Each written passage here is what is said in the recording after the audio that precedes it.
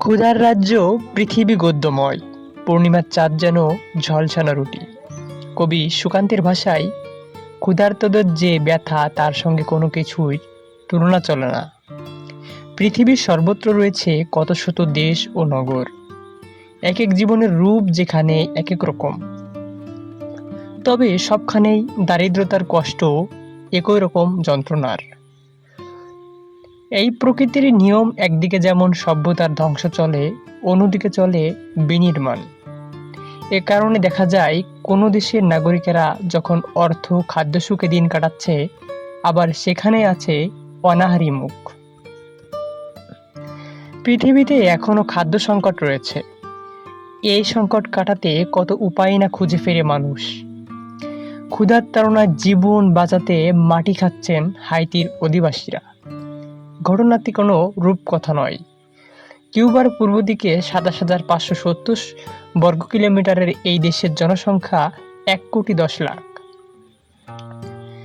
United nation এর food and agriculture অর্গানাইজেশনের মতে প্রতিদিন বিশ্বে খাবার নষ্ট হয় 1.3 বিলিয়ন টন। এর বার্ষিক ক্ষতির পরিমাণ ৭৫০ মিলিয়ন ইউএস ডলার।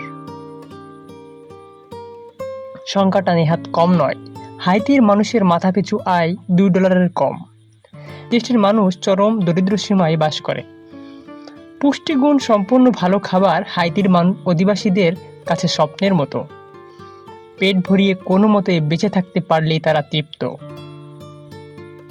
হাইতির ছোট বড় সবাই মাটির বিস্কুট খায়। দেশটির প্লাতেও এলাকায় মেলে এক প্রকার হলুদ মাটি। এই মাটি দিয়ে তৈরি হয় বিস্কুট। তাদের ধারণা এই মাটিতে ক্যালসিয়াম রয়েছে, ফলে কয়েক বছর ধরে সে দেশের গর্ভবতী মহিলাদেরও এই মাটি খাওয়ানো হচ্ছে। বিশেষ এই হলুদ মাটির সঙ্গে কেউ বা সামান্য লবণ, আবার কেউ তেল ও লবণ দিয়ে এক ধরনের মন তৈরি করে।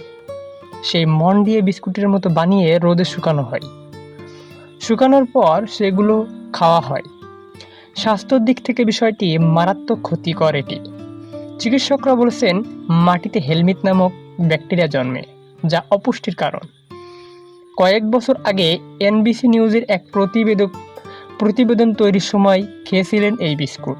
তিনি লিখেছেন, মুখে দেওয়ার সঙ্গে সঙ্গেই এটি গলে যায়, কিন্তু একটা দীর্ঘ সময় শরীর ও জিহ্বায় অস্বস্তিকর অনুভূতি হয়।